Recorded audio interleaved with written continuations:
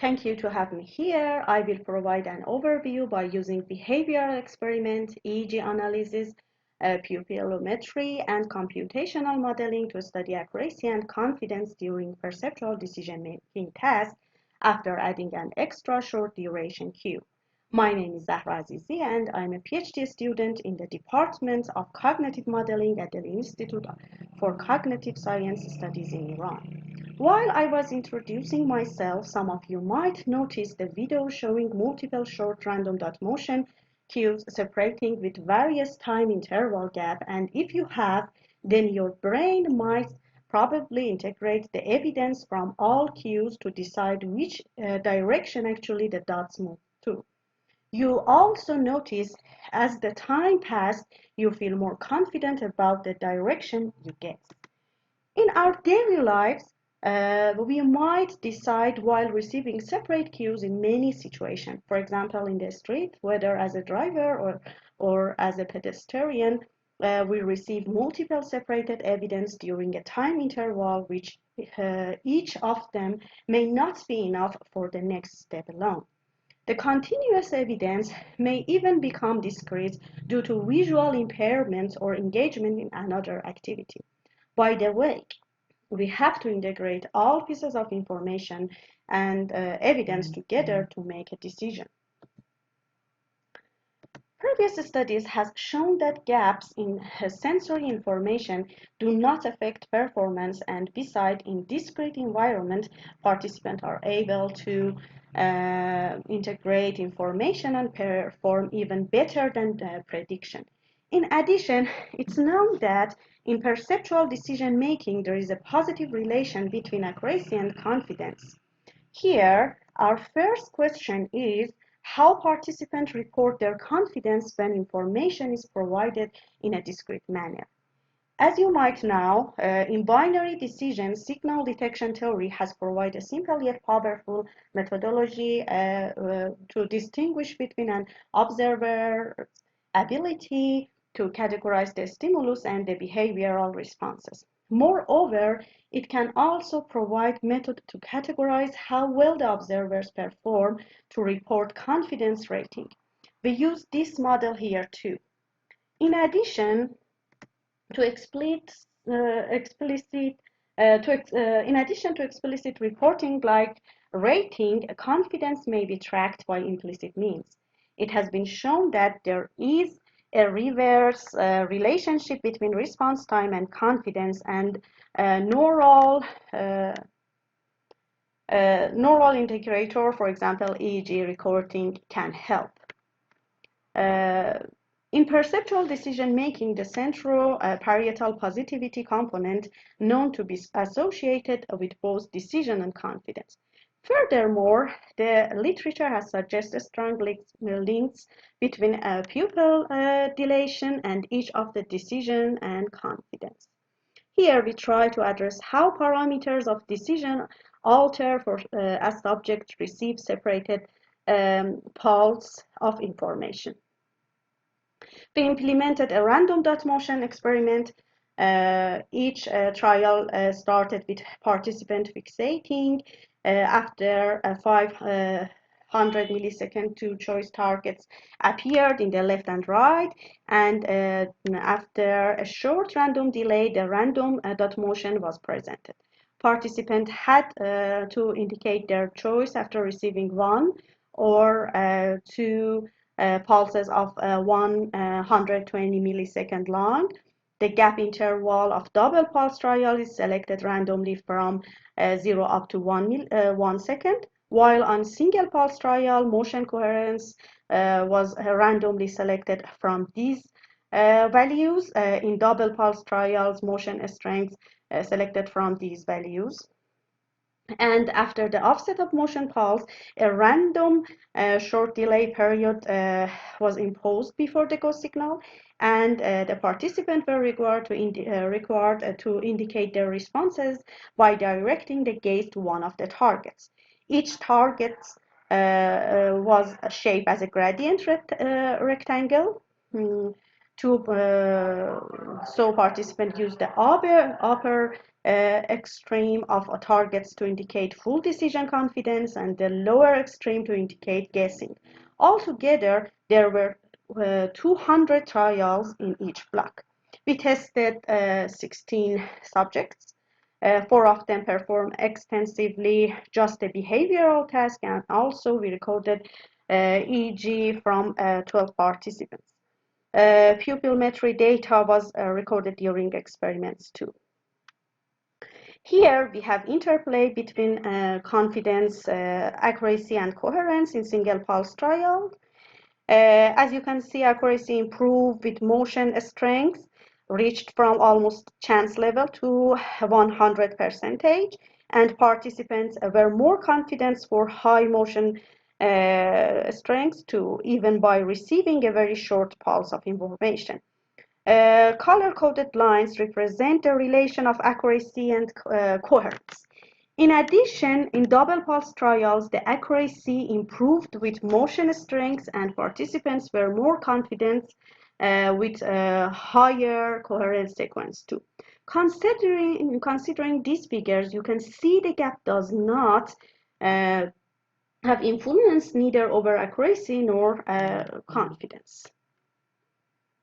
To address accuracy variation in double pulse comparing to single pulse trials, we consider accuracy of each coherence in single pulse as baseline and measure the accuracy variation of any corresponding sequence in double pulse trials.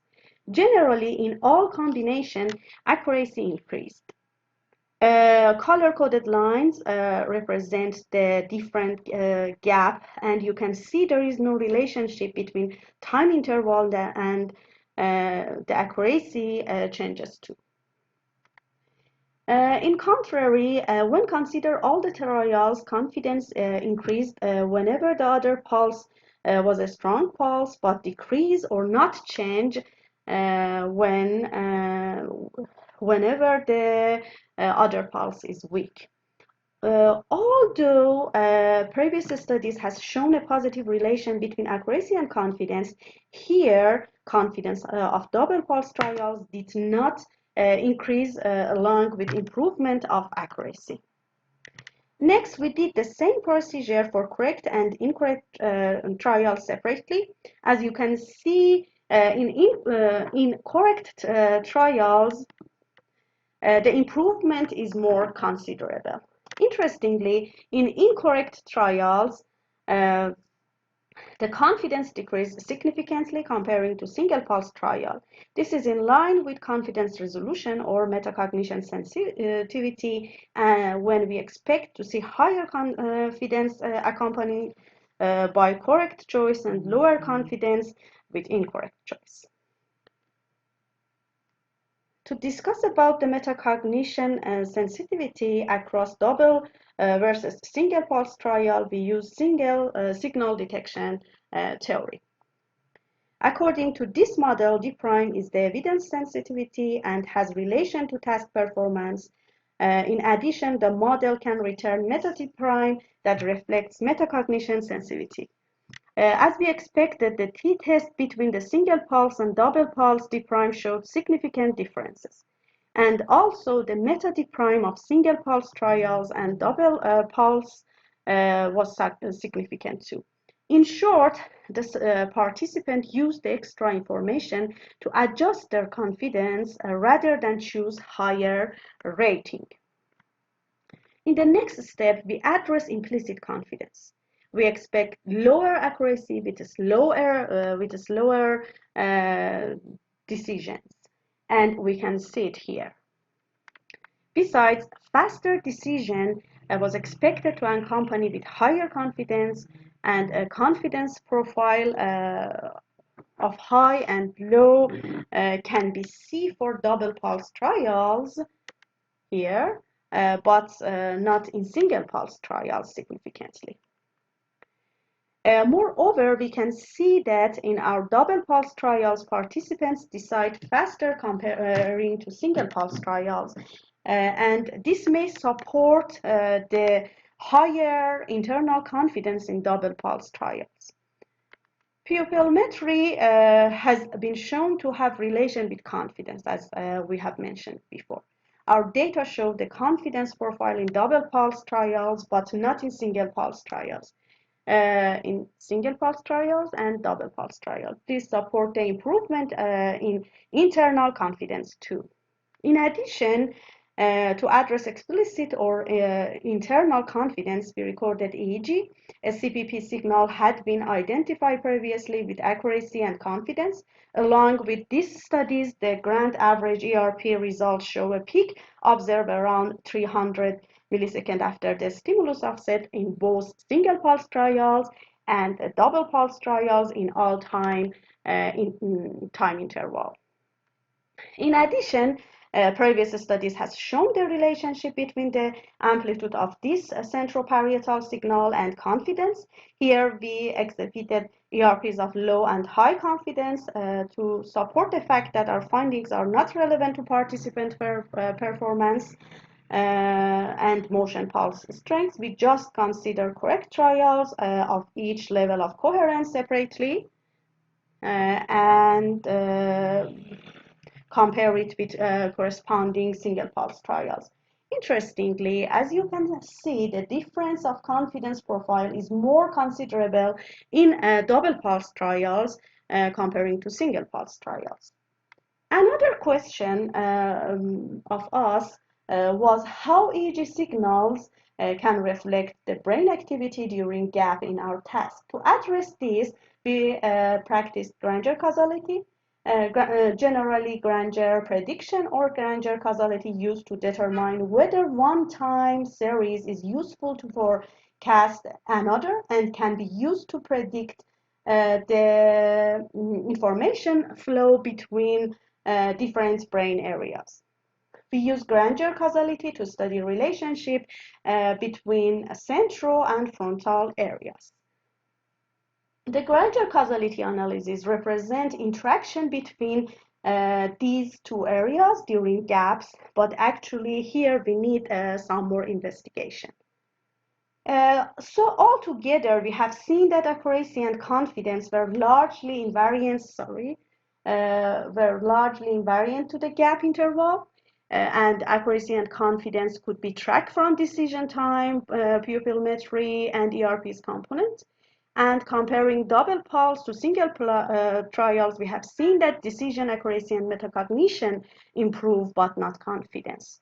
And implicit confidence measurements like decision time, pupillometry, and CPP signals can be observed more meaningfully, while explicit measures, for example, confidence ratings, remain almost the same.